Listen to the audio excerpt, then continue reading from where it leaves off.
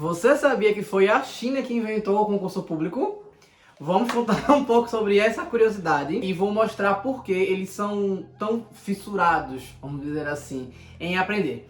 Então, bom dia, boa tarde ou boa noite, sejam bem-vindos a mais um vídeo do canal. Eu sou Cleiton Mo e vamos lá falar sobre mitologia chinesa de novo.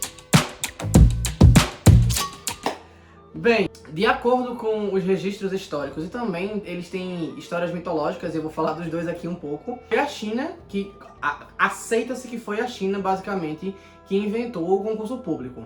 Lá em torno de mais ou menos 165 a.C., influenciado por ideias confucionistas, o imperador decidiu fazer algumas espécies de exames que faziam com que algumas pessoas fossem eleitas para cargos governamentais.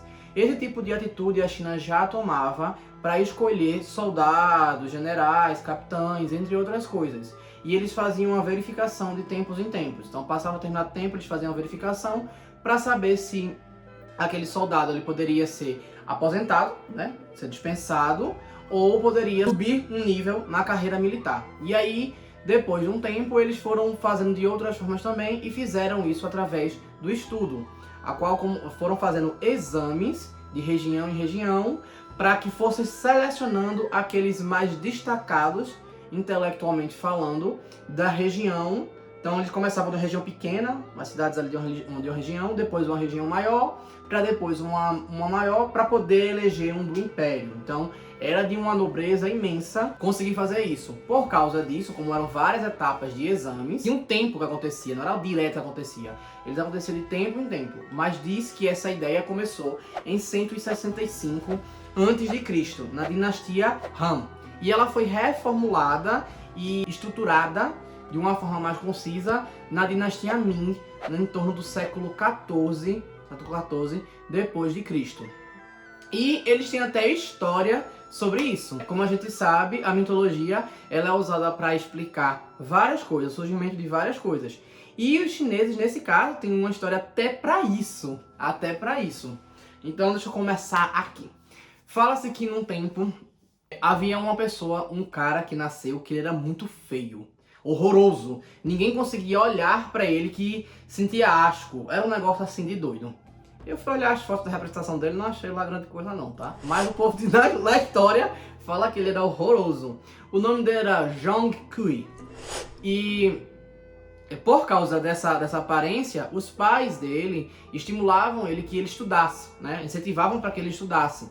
E ele se dedicava aos estudos, ele levava jeito, como gostava de dizer, e por causa disso ele ia passando os testes. Então, para cada etapa desses exames, para que ele se tornasse um funcionário do império através desse concurso, ele ia passando. Então ele passou no primeiro, depois passou em diante, e assim foi indo, e cada vez mais os pais dele iam incentivando. Até porque os pais dele eram pobres, obviamente ele também era pobre, né? Então eles eram muito pobres e incentivavam. A mãe se preocupava muito por questões de que, tipo, como é que ele vai trabalhar, como é que ele vai conseguir um emprego, coisa do tipo, porque ele é muito feio e as pessoas acham ele horroroso, não vão querer contratá-lo. Enfim, essas coisas. E tinham esse problema. E o pai queria muito que ele crescesse um pouco, que não vivesse na miséria que eles viviam, né? Também, em boa parte dos contos chineses, falam de uma pobreza extrema, tá? E aí o que acontece? Foi fazendo o teste, até que ele foi fazer o teste. Agora me falou a memória, porque tem um nome específico para esse teste. E ele foi fazer o teste, que era o teste do... Como é que é? Acho que era Keju. Acho que é isso, Keju. Acho que é K-E, coisinha J-U. Eu acredito que seja isso, mas enfim. E aí ele foi fazer esse teste e passou. Ele foi aprovado, ele ficou em primeiro lugar da época dele, lá na nação, tudo mais, aceito, massa. Os pais comemoraram, ficaram felizes, choraram de emoção. É até estranho pensar nisso no oriental, né? Mas tudo bem. E aí eles foram recebidos lá no Império.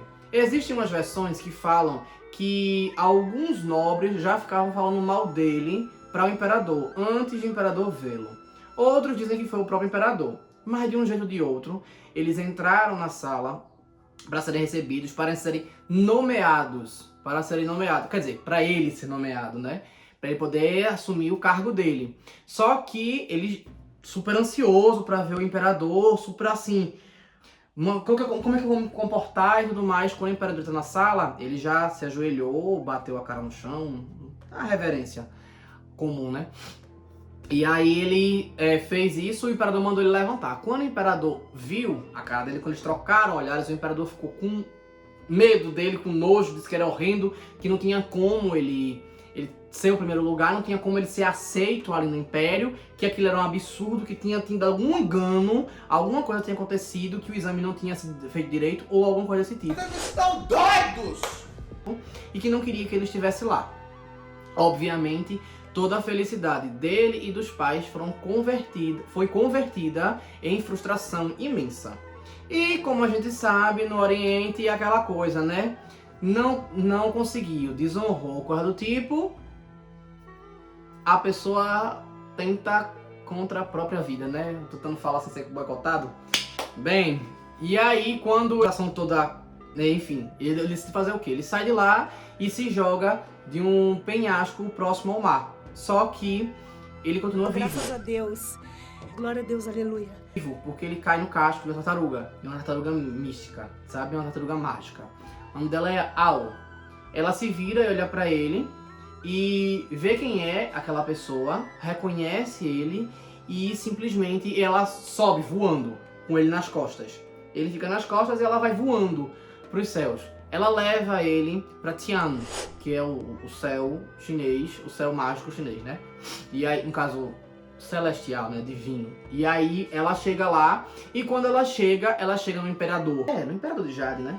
A divindade lá dos coisinhas. Quando chega lá, ele é muito bem recebido pelos deuses. Eles já estavam esperando por ele, porque eles decidiram compensá-lo, transformando numa divindade. Ele foi muito bem recebido, e como o plano terreno não deu um retorno para ele, e ele foi tratado daquela forma, como uma forma de compensação, ele se transforma numa divindade. E ele começa a trabalhar com Wen Chang, que era a divindade da literatura.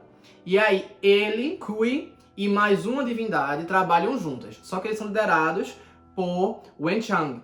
E aí, só que o Wen Chang tem um problema, porque ele beneficia algumas pessoas. É tipo uma forma de justificar aquelas pessoas que por nada têm sorte nos estudos. Tipo, não se dedica muito bem, mas chutei aqui, tá tudo certo, acertei.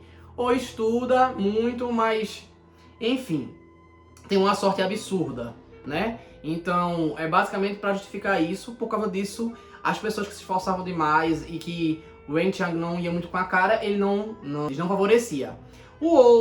A outra divindade, ela favorecia justamente aqueles meio que preguiçosos, que faziam o mínimo. E aquela coisa tipo, tu vai passando aqui, só pra tu ter o mínimo. E Kui era o mais justo. Quanto mais você se esforçava, mais pressa você fazia pra ele, mais dedicatório você fazia pra ele, oferendas você fazia pra ele, mais progressão você ia ter. Então ele ia olhar pra você e lhe dar mais sortes. Existe outra versão da história que fala que Kui, ele foi... Na realidade, ele veio a falecer, não caiu nas costas da tartaruga, só que o retorno dele veio do mundo dos mortos. Lá, a divindade do rei do mundo dos mortos, ele não julgou ele como você vai sofrer para sempre porque você tentou contra a própria vida. Ele deu uma chance para ele, deu um trabalho para ele caçar fantasmas e algumas assombrações. Isso também deve ao fato de que o amigo dele foi que enterrou o corpo dele, né? Tipo, fez uma dedicatória, enterrou e fez um funeral correto. E aí, por causa disso, ele pôde receber essa bênção e dessa vez ele subiu para caçador de fantasmas. Seja de uma forma ou de outra, ele foi beneficiado e ele foi reconhecido pelo esforço que ele teve nos estudos. Acredito que isso seja uma fábula muito usada, talvez não mais hoje, mas tenha sido em muito tempo usada para incentivar a progressão intelectual, juntamente com a ideia confucionista que prega uma liberdade mental. Todos tenham consciência a respeito do meio, do usufruto das coisas, enfim, se desenvolvam intelectualmente. Por isso que o início do concurso público foi pautado no confucionismo, entendeu? Então, atrelado a essas duas coisas, provavelmente era o que usava para criança. Vai estudar. Só que aí, vamos dizer que meio que passaram dos limites com algumas coisas, né? Fazendo com que as crianças tivessem a privação praticamente completa da infância delas por muito tempo, né? Mas isso aí seria um debate grande que eu sozinho aqui não dava pra fazer não. Era bom trazer umas 2 ou 3 pessoas pra gente debater aqui os pontos. Mas enfim, eu espero que tenham gostado. Então curtam, comentem, compartilhem, se inscrevam no canal. E se não sabem escrevam... Eu só pensei em Terápagos, porque pra mim a aula parece Terápagos. Mas... Ah, inclusive, faltou falar uma coisa.